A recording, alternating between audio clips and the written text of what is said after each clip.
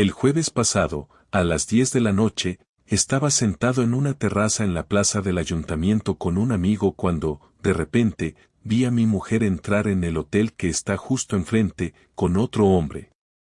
No fue un vistazo rápido que pudiera malinterpretar. La vi claramente, su abrigo rojo, el bolso que yo mismo le regalé por su cumpleaños, y esa manera suya de sujetarse el pelo cuando está nerviosa. Él le abrió la puerta como si la escena estuviera ensayada y, sin mirar a los lados, se metieron juntos en el ascensor.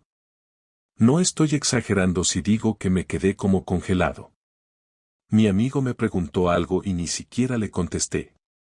Me limité a seguir con la mirada el indicador del ascensor que subía, piso 2, piso 3, piso 4, hasta que se detuvo en el sexto. Ahí fue cuando sentí un vacío en el estómago, como si alguien me hubiera quitado el aire. No sabía qué estaba pasando exactamente, pero en ese instante supe que no podía ser inocente. Y lo peor, todavía no tenía ni idea de cómo iba a reaccionar. No dormí esa noche. Llegué a casa pasadas las 11, con la imagen de Laura entrando en ese hotel repitiéndose una y otra vez en mi cabeza. Intenté no hacer ruido para que no notara que había llegado tarde, aunque en realidad lo hice porque no quería hablar con ella sin saber primero qué demonios estaba pasando. Su coche estaba en el garaje, pero eso no significaba nada, porque la había visto llegar a pie al hotel. Me pasé horas tumbado en la cama con los ojos abiertos, escuchando cualquier sonido en el pasillo, y cuando por fin la oí entrar, fingí estar dormido. Ella se metió en la ducha, dejó la ropa en el cesto y se acostó sin siquiera mirar hacia mi lado. A la mañana siguiente, mientras preparaba café, le pregunté con naturalidad qué había hecho la noche anterior. Me contestó que había estado con Clara, una de sus amigas de siempre, y que se habían quedado hablando en un bar hasta tarde. No había nada extraño en su tono, pero tampoco intentó añadir detalles. No le di más vueltas en ese momento, aunque ya tenía claro que no me iba a conformar con esa respuesta. Esa tarde pedí salir antes del trabajo y me fui directo al hotel. Me senté en la cafetería de la esquina desde donde había visto todo y esperé. Pasaron casi 2 horas hasta que vi salir al mismo hombre que la acompañaba la noche anterior. Era más joven que yo, quizá unos 30 y pocos, llevaba un traje caro y miraba el móvil mientras caminaba con paso rápido. Lo seguí a cierta distancia hasta que dobló una calle y entró en un portal. Tomé nota mental de la dirección y regresé a casa. Esa noche Laura volvió tarde de nuevo. Me dijo que había tenido una reunión que se alargó. Yo le sonreí, pero por dentro iba atando cabos. Ya tenía una dirección y un horario aproximado, así que decidí no precipitarme y averiguar más antes de confrontarla. Durante los días siguientes, cada vez que decía que saldría con amigas o que tenía trabajo extra, me acercaba discretamente a ese portal. La segunda vez que fui, la vi entrar allí a las 7:30 de la tarde, y no salió hasta casi las 11. No había margen para pensar que era algo inocente. Al cuarto día decidí que necesitaba pruebas claras. Un conocido que trabaja como conserje nocturno en un edificio cercano me hizo el favor de dejarme usar una cámara de vigilancia portátil. Me dijo que no quería saber para qué era, y yo no se lo expliqué. La instalé de forma que enfocara directamente a la entrada del portal. Esa misma noche, a las 8:15, la cámara grabó a Laura entrando con el mismo hombre, sonriendo y con una bolsa en la mano como si llevara comida para compartir. La grabación también la captó saliendo a las 10:56, con el pelo ligeramente revuelto y riéndose mientras él le sujetaba la puerta. Ver ese video me dejó una sensación extraña, como si por fin tuviera la confirmación que buscaba, pero al mismo tiempo me hubiera quitado la última pizca de esperanza de que todo fuera un malentendido. No quería engañarme más. Ella estaba viéndose con otro, y no era algo esporádico. Al día siguiente, sin decir nada, revisé el extracto de nuestra cuenta conjunta. Encontré varios cargos en restaurantes y bares que no coincidían con salidas que hubiéramos hecho juntos.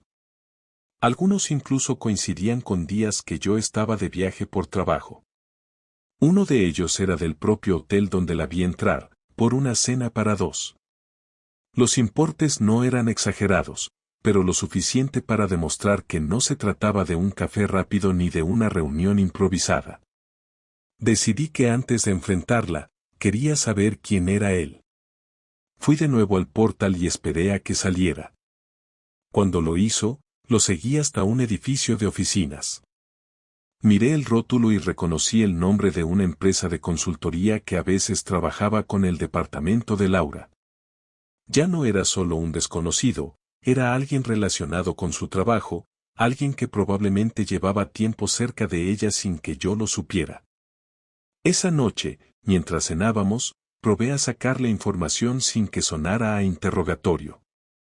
Le comenté que había visto una noticia sobre esa empresa de consultoría y pregunté si ella los conocía. Dijo que sí, que habían coincidido en varios proyectos, pero no mencionó a nadie en particular. Mantuvo la compostura, pero me pareció notar un leve cambio en su voz, como si la pregunta la hubiera puesto en alerta. Con todo lo que tenía, ya podía plantarme delante de ella y exigirle explicaciones, pero no quería que pudiera negarlo o inventar una historia. Esperé un par de días más y repetí el seguimiento. La rutina era la misma, él salía del trabajo, caminaba hasta el portal, Laura llegaba poco después, y no salían hasta pasadas las 10:30. Lo grabé todo, desde su encuentro en la calle hasta que se despedían. En uno de los vídeos incluso se ve claramente cómo se besan antes de entrar al edificio. Esa fue la última pieza que necesitaba. Cuando terminé de revisar el material, me quedé un rato sentado frente al ordenador, pensando en lo que implicaba. Ya no se trataba de una sospecha o de una interpretación equivocada. Tenía pruebas claras, con imágenes y horarios. Tenía una dirección, un patrón, un nombre de empresa y hasta un rostro que ya me resultaba familiar. No sabía si sentía más rabia, decepción o una mezcla de ambas. Lo único que tenía claro era que el momento de callar había pasado. La siguiente vez que Laura cruzara la puerta de casa, tendría que escucharme, y esta vez no iba a dejarle margen para escapar con una excusa fácil. Esperé a que volviera de una de sus supuestas reuniones. Eran casi las 11 de la noche cuando escuché la llave girar en la puerta. Apagué la televisión y me quedé sentado en el sofá, con el portátil abierto y los vídeos listos en pantalla. Ella entró con una sonrisa ligera, dejó el bolso sobre la mesa y dijo que estaba agotada. No le contesté. Se dio cuenta de que algo no iba bien y me preguntó si pasaba algo. Le pedí que se sentara frente a mí. Lo hizo, aunque con un gesto de incomodidad evidente, cruzando los brazos y apoyándose en el respaldo. Le pregunté de forma directa dónde había estado. Contestó que en una cafetería con Clara, que habían estado hablando de un problema que tenía en su trabajo. Abrí el primer video y lo reproduje sin decir nada más. La imagen mostraba claramente cómo ella entraba en el portal junto a ese hombre. Permaneció en silencio, con la mirada fija en la pantalla, hasta que terminó la grabación. Entonces dijo que podía explicarlo. Le pedí que lo hiciera. Dijo que él era un compañero de trabajo que estaba pasando por un momento personal complicado y que se habían visto varias veces para charlar y apoyarlo. Le recordé que en el video se les veía besándose. Intentó restarle importancia diciendo que fue un impulso, que no significaba nada. Abrí el segundo video, en el que la escena se repetía otro día diferente, con ellos entrando juntos y riendo como si compartieran algo más que una conversación de trabajo. Su tono cambió. Dijo que no entendía por qué la estaba vigilando, que eso era una invasión de su intimidad, y que si había problemas en nuestro matrimonio, yo también tenía mi parte de culpa. Le pedí que dejara de esquivar el tema y que respondiera a la pregunta esencial, ¿desde cuándo pasaba esto? Tras un silencio largo, admitió que llevaban viéndose unos 3 meses, que empezó como una amistad y que las cosas se habían ido de las manos. No levanté la voz, pero le exigí que me dijera si había terminado o si pensaba seguir viéndolo. Respondió que no sabía qué quería, que conmigo se sentía cada vez más distante y que con él encontraba algo que había echado en falta últimamente. Le recordé que en ningún momento había intentado hablar conmigo sobre esas supuestas carencias y que, en cambio, había optado por esconderlo y mentir. Me miró con frialdad y dijo que no quería seguir discutiendo, que estaba cansada y que prefería hablar otro día. No acepté esa salida. Le dije que no iba a irse a dormir sin dejar claro qué iba a pasar.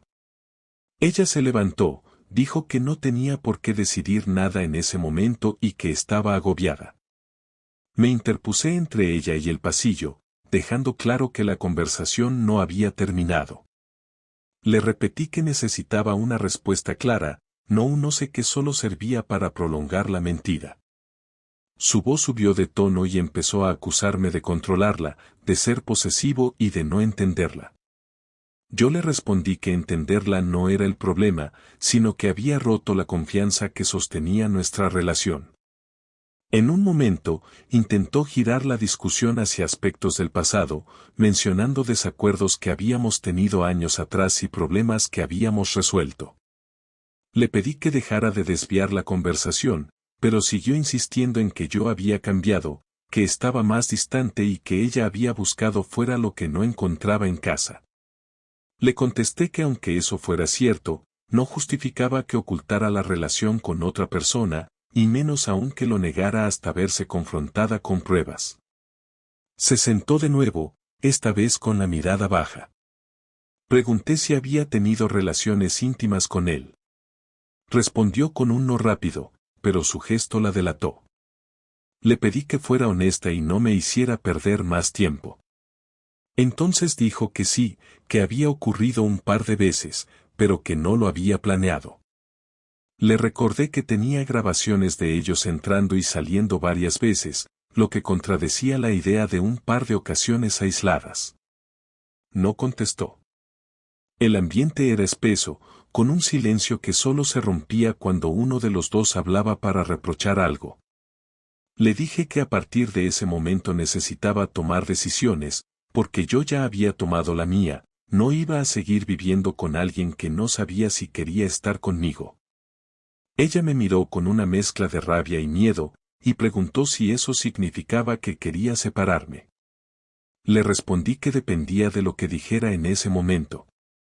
Se quedó callada, con las manos apretadas sobre las rodillas. Después de varios segundos, dijo que no quería separarse, pero que necesitaba tiempo para aclarar sus sentimientos. Le contesté que ese tiempo lo podía tener, pero no bajo el mismo techo, y que esa misma semana tendría que irse a casa de una amiga o de un familiar. Se levantó indignada, diciendo que era su casa tanto como mía y que no tenía por qué irse. Le respondí que no iba a seguir conviviendo en esas condiciones, que lo que había pasado no podía borrarse y que, al menos por ahora, necesitábamos distancia física. La discusión terminó sin un acuerdo claro, pero con la tensión al límite. Ella se encerró en el dormitorio, y yo me quedé en el salón, repasando mentalmente cada palabra y cada gesto. No había conseguido una confesión completa sin evasivas, pero tenía claro que ya no había marcha atrás.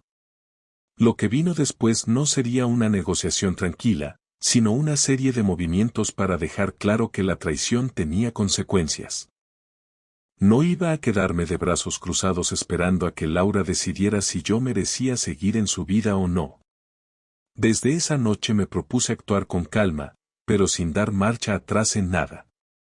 El primer paso fue asegurarme de que tenía control sobre todas las cuentas y documentos importantes.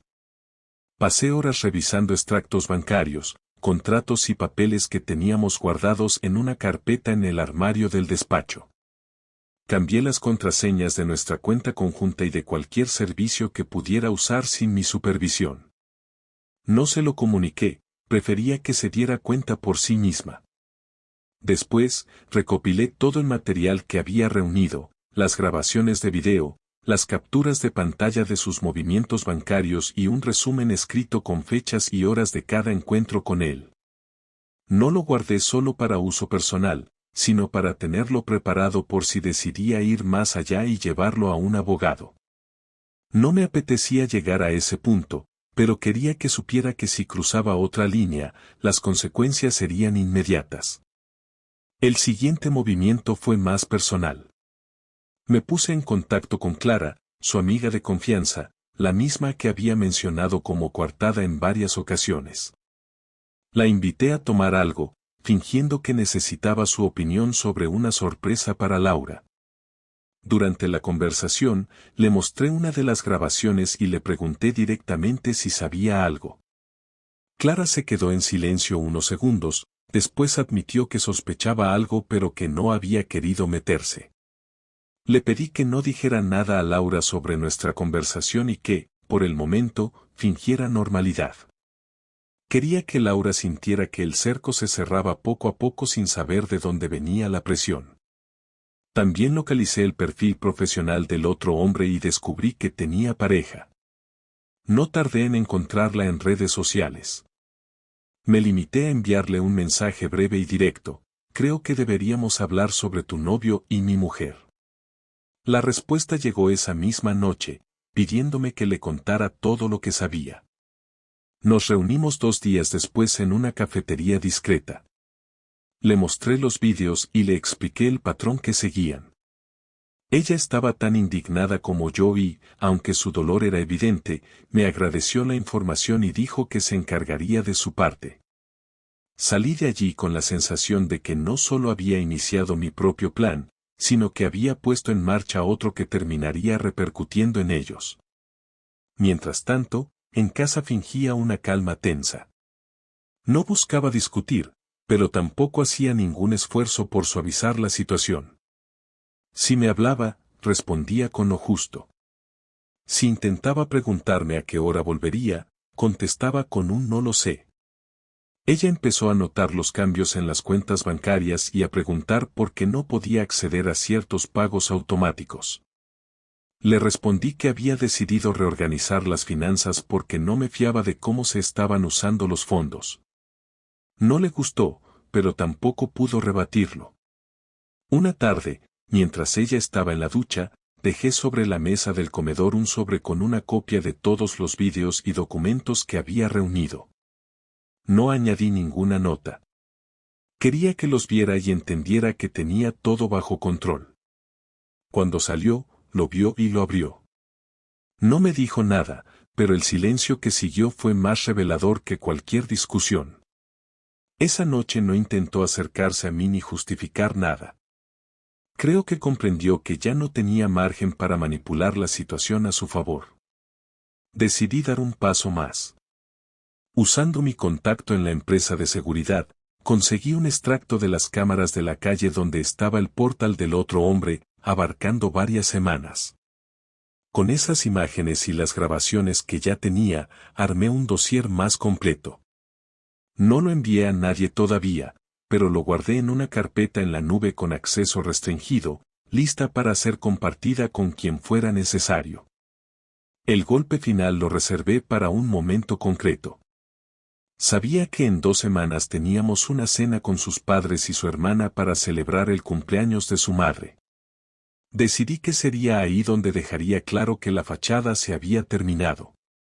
No lo haría con gritos ni escenas teatrales, sino con hechos.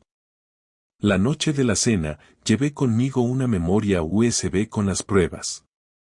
Durante la comida, cuando la conversación giró hacia nuestras supuestas vacaciones de verano, me limité a decir que tal vez no habría vacaciones conjuntas porque nuestra relación estaba atravesando un problema serio. Ella me miró sorprendida y me pidió que no hablara de eso delante de su familia. Le contesté que, si quería, podíamos hablarlo en privado, pero que ellos tenían derecho a saber que algo no estaba bien. Saqué la memoria USB y se la entregué a su padre, diciendo que ahí había todo lo necesario para entender la situación. El silencio en la mesa fue absoluto. Ella se levantó y me pidió que saliéramos a hablar fuera. Le respondí que ya no había nada que hablar, que las pruebas estaban ahí y que a partir de ahora no pensaba encubrir nada. Su padre no dijo nada, pero su madre la miraba con una mezcla de desconcierto y enfado. Esa noche volvimos a casa sin dirigirnos la palabra. Yo sabía que había cruzado una línea que haría imposible volver atrás, y era justo lo que quería. No buscaba reconciliación, sino que sintiera el peso de lo que había hecho y las consecuencias que acarreaba. No necesitaba venganza en forma de escándalo público a gran escala, me bastaba con que en su entorno más cercano supieran la verdad y que supiera que yo estaba dispuesto a llegar más lejos si era necesario. Los días posteriores a la cena con su familia fueron extraños. Laura evitaba estar en casa cuando yo estaba ahí, cuando coincidíamos, apenas hablaba. Yo tampoco buscaba conversación, pero tenía claro que en algún momento tendríamos que sentarnos y cerrar el asunto. No quería dejarlo a medias ni prolongar una convivencia muerta. Una noche, al verla entrar cerca de las 10, le pedí que se sentara en el salón. Ella me miró con cansancio, dejó el bolso en una silla y se sentó frente a mí. No encendí la televisión ni puse música, quería que nada distrajera de lo que íbamos a decirnos. Empecé diciéndole que no tenía sentido seguir como estábamos. Le recordé que había visto y documentado todo, que no había ninguna duda sobre lo que había pasado y que no necesitaba más explicaciones. Ella intentó comenzar una defensa, pero la interrumpí para dejar claro que no era una noche para justificar nada, sino para decidir qué hacer. Le dije que durante semanas había pasado por la rabia, la decepción y el deseo de vengarme, pero que ahora lo único que buscaba era poner punto final y poder seguir con mi vida. Laura se quedó en silencio unos segundos antes de responder que no quería divorciarse, que todavía me quería, pero que había cometido errores por sentirse descuidada. Le contesté que en una relación no se arregla la falta de atención con mentiras y que, si de verdad me hubiera querido, habría intentado hablar antes de cruzar la línea. Me dijo que había tenido miedo de que la respuesta fuera indiferencia, que no quería escuchar que yo ya no sentía lo mismo. Le respondí que ahora ya daba igual, porque lo que sí sentía era que no podía confiar en ella, y sin confianza no hay forma de reconstruir nada. La conversación se volvió más directa. Le pregunté si seguía en contacto con él. Dijo que no, que desde que se enteró su pareja, las cosas se habían cortado. No me molesté en preguntarle si eso era por voluntad propia o porque él la había dejado, porque en realidad no cambiaba nada.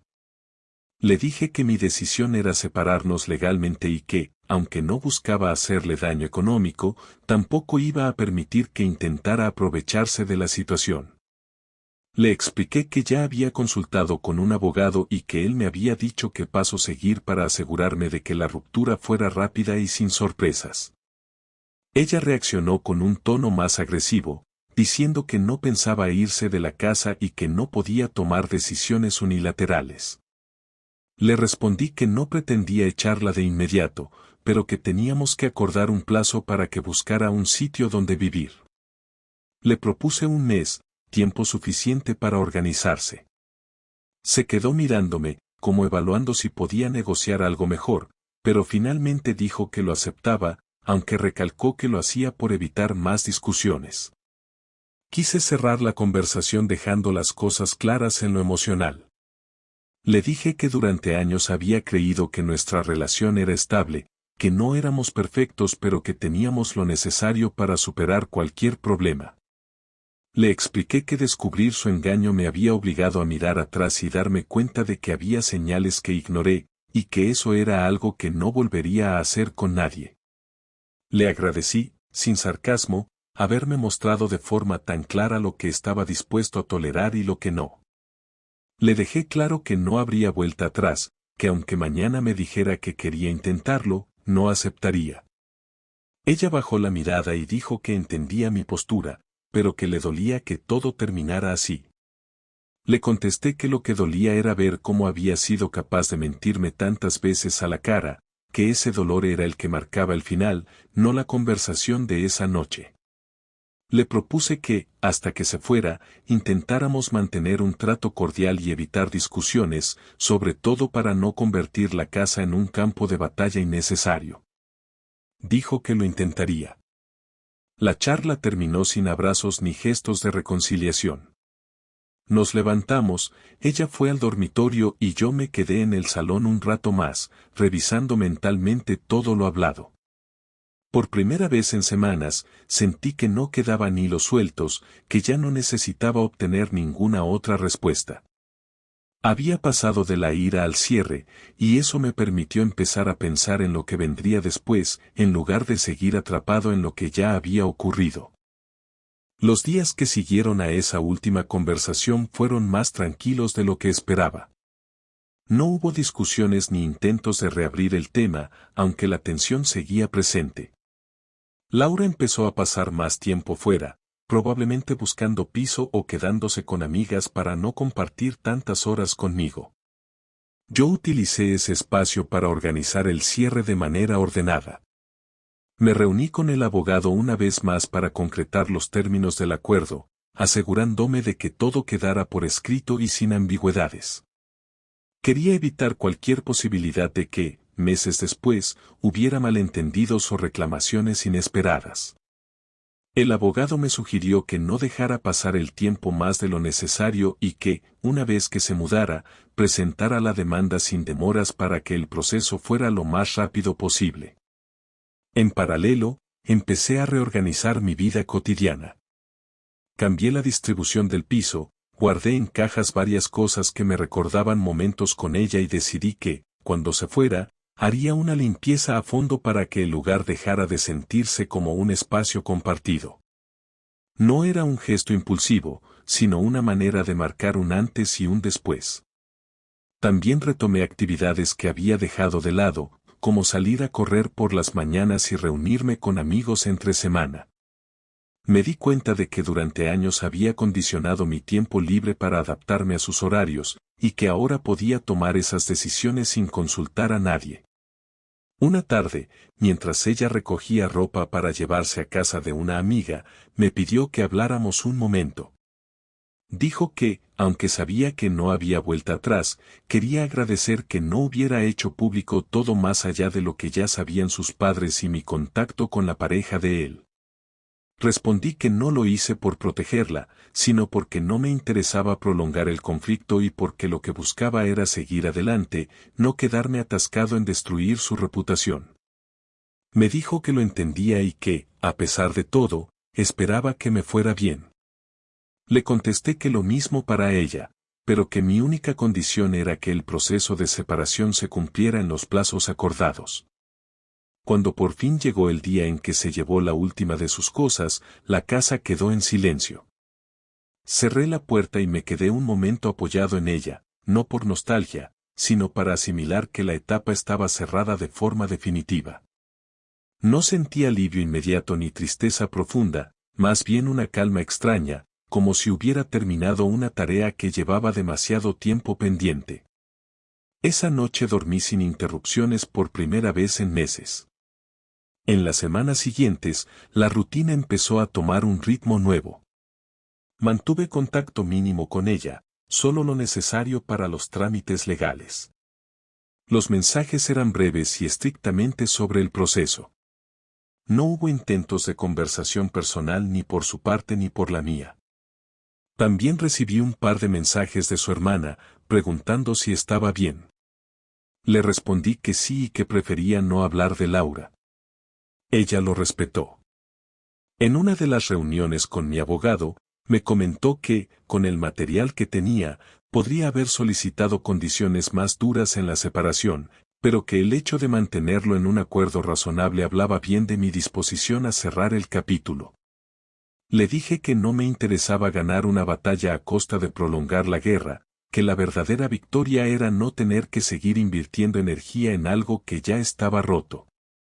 Firmamos los documentos y, pocas semanas después, recibí la confirmación oficial de que el divorcio estaba finalizado. A partir de ese momento, empecé a pensar en lo que quería para los próximos meses. No tenía intención de entrar en otra relación de inmediato, prefería centrarme en recuperar el control de mi tiempo y en establecer nuevas metas. Me propuse viajar a un par de lugares que siempre había pospuesto por falta de acuerdo con ella y planifiqué una escapada a Lisboa con un amigo. También decidí apuntarme a un curso de fotografía que llevaba años queriendo hacer. Eran decisiones simples, pero me recordaban que podía avanzar sin mirar atrás constantemente. A veces, al pasar por ciertas calles o ver algún restaurante donde habíamos estado juntos, me venía a la mente algún momento del pasado, pero ya no con el mismo peso que al principio. Era más una constatación de que eso había sido parte de mi vida, no algo que quisiera recuperar. Me di cuenta de que el verdadero aprendizaje de todo lo ocurrido no estaba solo en identificar las señales de una traición, sino en entender que no podía dejar mi bienestar en manos de otra persona. La última vez que supe de ella fue a través de un mensaje breve, diciendo que había encontrado un piso y que estaba empezando de nuevo. Le respondí con un me alegro y no hubo más contacto. Sentí que así debía ser. No guardaba rencor activo, pero tampoco había necesidad de mantener un vínculo. Habíamos tomado caminos separados y no veía motivo para que se cruzaran de nuevo. Hoy, mirando atrás, sé que la rapidez con la que actué después de descubrir la verdad fue lo que me permitió llegar hasta aquí sin quedarme atrapado en discusiones interminables. No hubo reconciliaciones forzadas ni intentos de reescribir la historia. Fue una ruptura limpia dentro de lo que cabe en una situación así. Me quedó claro que, en cualquier relación, la honestidad y el respeto no se negocian, y que si alguien decide romperlos, lo único que queda por hacer es reconocerlo y seguir adelante. Con el capítulo cerrado y sin deudas emocionales pendientes, ahora puedo dedicarme a construir una etapa distinta, con la seguridad de que no repetiré los errores de antes. No tengo prisa, pero tengo claro el rumbo, y eso es suficiente para empezar de nuevo sin mirar atrás.